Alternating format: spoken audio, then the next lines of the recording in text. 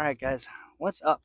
So right here at Minnis Hollow in Cleveland, I'm playing my second Russell disc golf tournament. Yesterday we played Fletcher, and I'm sure I'm going to chime in at some point and talk to you guys about how Fletcher went, but let's just say it really wasn't my day. I shot one of the worst rounds that I've shot in just a long time, and that's a little frustrating, but we've got a lot of self-confidence talk. I've been listening to a lot of podcasts about that. I might chime in about that before this tournament real quickly. Yeah, we're out here essentially for redemption round. I'm meeting up with some good friends. Jeremiah puts on a great tournament, but I've got 15 minutes till I tee off, and I just got here because of traffic. So we're gonna go ahead and run and get checked in, and then we'll hop into the course. Hopefully this goes better than yesterday. We out here. We're gonna get it today. We're gonna get it. What's up, guys? I just wanted to pop on here real quick and tell you that these events that I played this weekend were sponsored by Russell Disc Golf. If you haven't heard of Russell Disc Golf, he's a local Tennessee guy, specializes in a lot of used, niche, kind of out of production runs, but some cool history of disc golf discs. So go to his website and check those out. They might have something that maybe you lost and you thought no one could ever replace. He might have it in his inventory. At the same time, he also has all the newest and latest drops, so go peruse that website. Link's going to be in the description of this video. While you're there, if you find something you like, use the code DECENT10 to get 10% off of your order. And if you spend $50 or more, you can pair that with code SHIP50 to get free shipping with your order as well. If you ever go to one of Jeremiah's events, they're put on really, really well. And while he's there vending, if you have something that you want to sell, go ahead and bring it because he might just buy it from you. With that being said, let's check in with Jeremiah because he came into something pretty special at this event. So I'm going to show you guys that real quick. All right, Jeremiah, what'd you find out there in the wild? All right, so I'm out here to flex, just your normal Sunday, and guy comes up, he's like, "Hey man, I'm playing. Would you like to buy something?" I'm like, "Of course."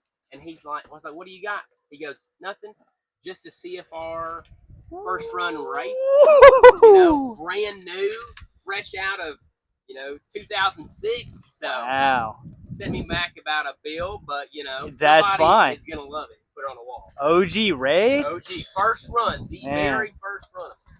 That's my freshman year of high school right there, buddy. That's crazy. What a sick disc. In 06, so. Do you think he's gonna throw it at some point? That's the question. Not a chance. Not a chance, he says. It's gonna go to a good homes where it's gonna go. Good.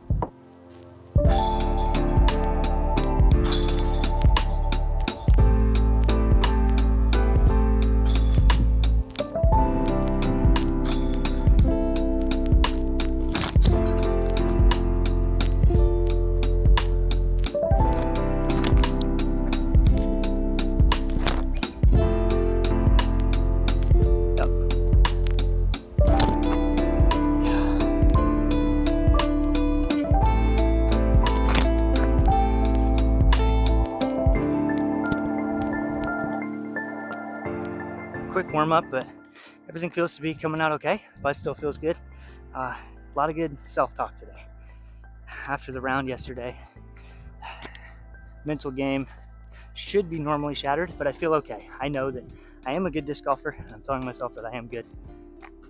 So we can just play better than we did yesterday. That's the hope. All right, guys, so hole 1, 231 feet, par 3. Most of these are going to be par 3s. Just a straight shot. There's OB behind the basket. I've got my A5. And I definitely pulled this a little bit. I'm flirting with the left side trees, but it works out perfect. We'll take that all day. So, leaves me with pretty much a tap in. We're like right there at bullseye. Nice way to start the tournament, honestly. I don't remember the last time I started a sanctioned round with a birdie. So, we're on the board. Sick. Moving on. Hole 2 is 281 feet. Definitely have a lot of wind out there. So I'm electing to go with my Envy and just kind of aim at the trees on the right, put it up high. Should be right at that 280 mark. Maybe a little nose up, but whoop, look at that drop. So I was definitely a little discouraged by the drop. Leaves me just outside of 20 feet. I've been working on this putt a lot though. Felt confident, Thanks. Hit it right on the pole. 2 for 2 to start. Feeling good about that. Hole 3 is an interesting hole. There's this very obvious right-hand backhand gap up the center. I'm electing to try to skip off the dirt patch in the middle of the trees with a forehand, and that's exactly what I do. I just don't get as much forward push as I'd like.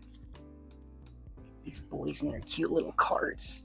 Oh, their carts are so cute. Oh, he hurt me. Oh, no. So we're in circle 2 for this putt. Not bad. You'd like to have maybe one of these at the start of the round just to see how it's feeling. So I'm just trying to be confident, give this the height that it needs.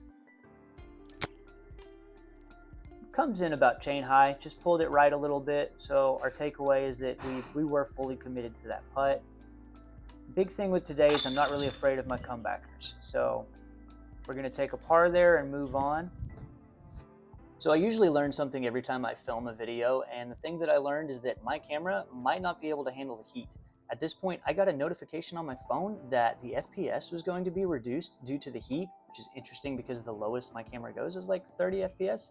So I didn't know it could be reduced, but because of that, we get some weird grainy footage when we're in the sunlight for the rest of this video. So I do have to apologize for that. Some of the quality is not as good as I personally would like for it to be. I don't really know how to fix that until maybe I get a nicer camera, but just kind of wanted to explain if you're like, wow, why does that shot look really crisp and clear and this one looks like dog doo-doo? That's why. So, thanks. All right, so hole 4, 250, should just be a stock backhand with something stable. So I've got my Toro, and I'm trying to just hit this on hyzer, maybe a little flat, let it skip into those trees on the left. And I just really pulled it. I mean, like really pulled it off my line. So no skip, puts this in deep C2. I really didn't want to run this because the ground is super fast up there by the basket and it's angled slightly downhill. So I do elect to lay up just because of the low ceiling, a lot of factors there. We'll go ahead and tap in for our par. Hole 5 is a pretty daunting par 3. You've got this main gap up the center. I think that's the smart play, but it plays really long.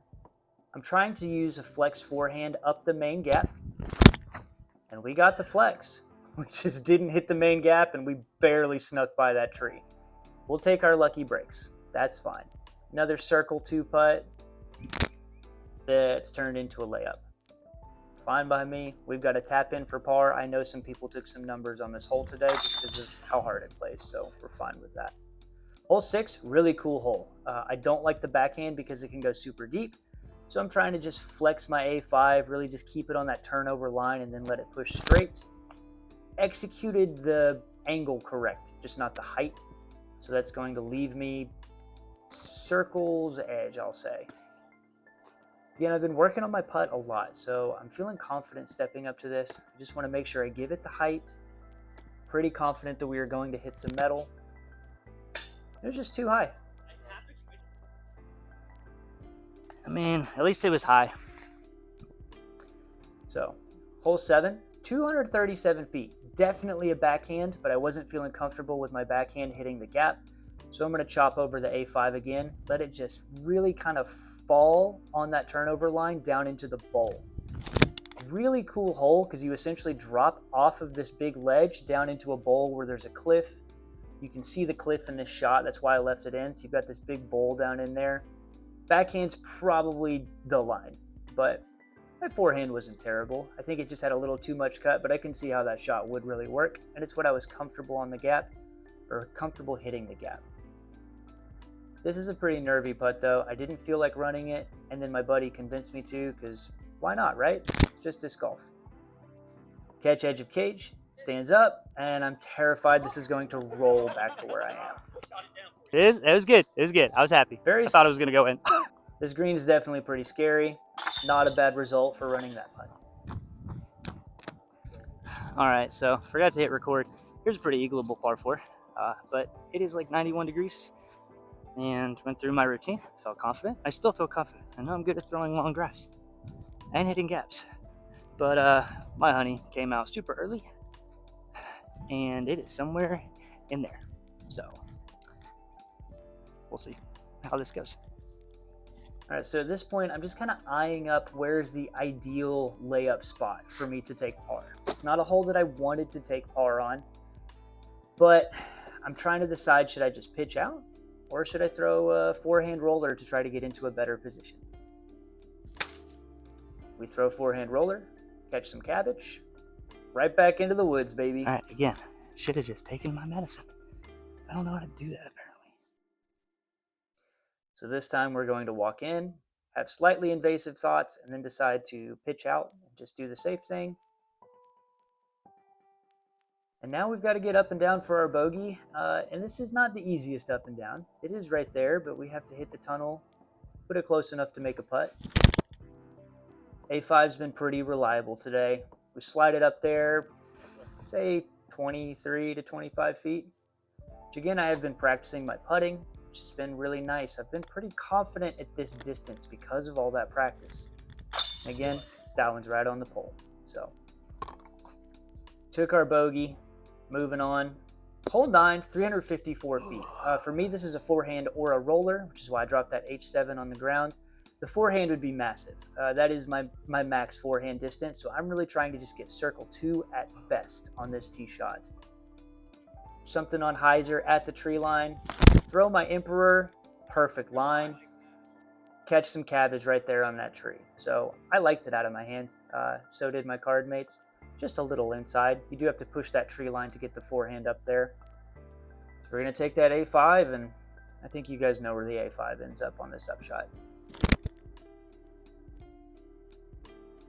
Put it right at the bucket. We'll tap that in for our par. Move on to hole 10, 303 feet. 2 gaps. Backhand's going to be the left gap on a turnover, forehand straight, or you could go backhand through this right gap. Tried to commit, just off. Fairway. Just off by a little bit. Oh my gosh. I would have remembered it eventually.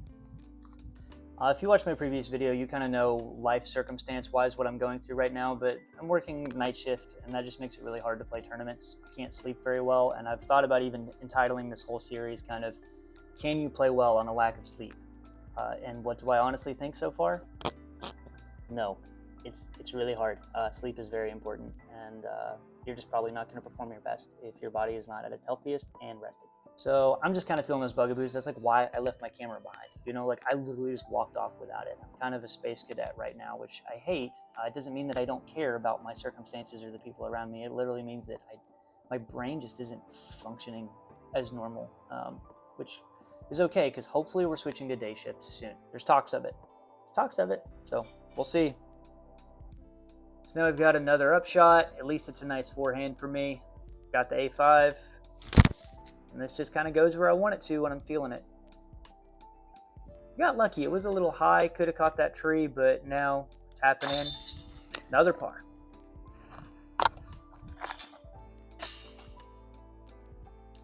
Hole 11's 265 feet. Definitely like a skip shot. You want to skip right where that kind of singled out tree is on the left side of the fairway and flare up into the green. Super cool. I was trying to debate between my Toro and my Firebird. Firebird would give me more of a skip, but I elect to go Toro, throw it a little bit inside. Thought I'd still get a pretty good skip. It just didn't. I probably caught something on the grounds. The Toro will skip a little, not as much as a Firebird, but definitely thought we pushed up 15 to 20 feet further than this. Pulled the putt pretty wide, good height, just not feeling too confident from C2. Go ahead and tap that in. Hanging out on that par train, y'all. Hole 12, really cool hole. I think this is more of a backhand with a mid because the green like slopes pretty sharp to the right, but I'm electing to go forehand because I'm more comfortable at hitting gaps with that. I wanted to go stable hex, but I know that the feedback's going to get me up there more, and I just pulled it a little bit hard on the anhyzer. Got lucky though. I mean, it flexed up there. Could have been worse. So I got lucky. Now I have an anhyzer bid for the birdie. Pretty far away though. So not unhappy with the bid. Puts me up there for another tap in. We'll walk up and tap in another par. Need to get some momentum going here if I want to improve my rating or stay at my rating. Hole 13 is a 235 smoothie. You've got a tunnel, slight finish to the left. Pretty big uphill off the tee. Can't see it on camera. I was quite pleased with this tee shot though. Just about as good as you can throw it. Buttery smooth up the gap, good height. We are going to finally put another birdie on the board. Hoping to ride that momentum. We're stepping up to 14. Really short hole, but a lot of pine straw on the green and a huge drop off behind the basket. So you just want to throw something that kind of hits the hill before the basket so that it checks up and slides up there nicely.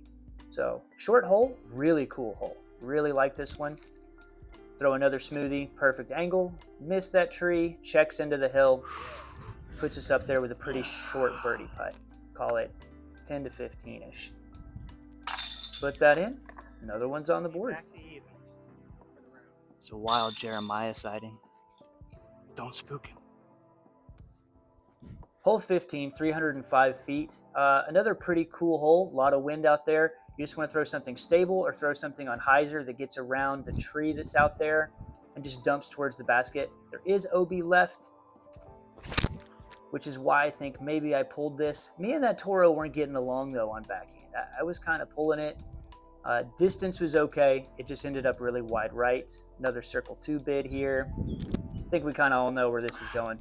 Pulled right. Committing to my C2 bids, but they're just coming out kind of pulled. Should have aimed maybe more at the basket. We'll make our par putt, move on.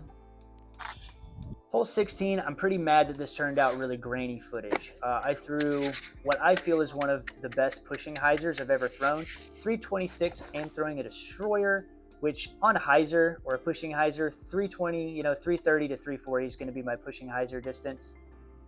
And this one is just so good. Scared that bird out of the tree. I really thought I had a chance to go in the bucket. Oh my gosh. And so did everyone on the card, but skipped, pushed pretty far into the woods. We'll call it circle's edge. And again, confidence was there, just left side. So maybe because I've been pulling my C2s a little deeper, I tried to make the correction, aim straight. Just didn't. We'll take our par. All right, guys, a little update. We got 2 holes to play. I'm playing better than yesterday. I feel okay. My putt's not as good today. Started out pretty strong, but we're not playing our best golf right now, and I have to learn how to be okay with that. And that's just it. This golf's gonna have ups and downs. I have made some changes. I have to remember that, and the changes have been working for me. But I just have to stick with it and go. So we'll see. Having fun though. Having fun. All right, hole 17, really cool. Right hand, backhand, I think they want you to throw kind of a spike hyzer or something out that gap. But I decided this is actually in my tomahawk range. So I decided to throw a tomahawk even though it is pretty windy and get more left to right movement that I wanted, but I can see that it comes back. And that's gonna be my first tomahawk birdie in a tournament, which is pretty cool. Really like this hole for that play.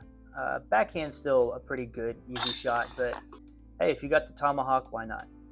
18, good way to finish it. 346 uphill. Road is on the left, it's OB. You just want to throw like a big old straight shot. So I've got my wild honey. Good power. A lot of wind out there though, and you can see I got a pretty good drop right there at the end, like 2 in a row. So it just didn't give me that extra bit. I thought it would stay up. I really liked it out of my hand. Now we've got a really long look at birdie in this kind of cove bowl area, and not a bad bid. That one almost came back in.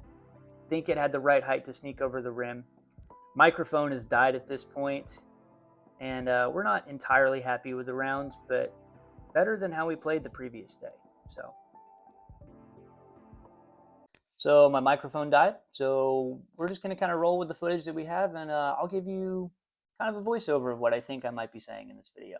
So good way to end it. Thanks for sticking around, guys. Hope you enjoyed this video. Remember to like and subscribe to this content if you enjoyed it. We've got a league coming up soon that I might try to film every single one of those rounds that I play for the league, but we'll see. I don't know. I don't know if you guys are enjoying this content, but I'm enjoying making it, and it's helping me document my progress, and it's a learning opportunity for me. So until next time, have fun, get better, stay decent. All right, guys. So yeah, I wasn't playing my best golf today. I'm probably super tired, and I've got a whole bunch of excuses. But we shot down 4, and we can't be too mad about that. Like it's not too bad. I'm gonna stick with it. I've had a lot of good self-confidence talk. I've been listening to some podcasts and things like that. So I'm trying to feel really good about myself and my game. And we'll come back from this. A lot of ups and downs in disc golf because at the end of the day, they're just frisbees. And who cares about your rating because you're just throwing frisbees with the boys and. It's good to want to improve, but also let's prioritize the fun out there. Until next time, guys, have fun, get better, stay decent.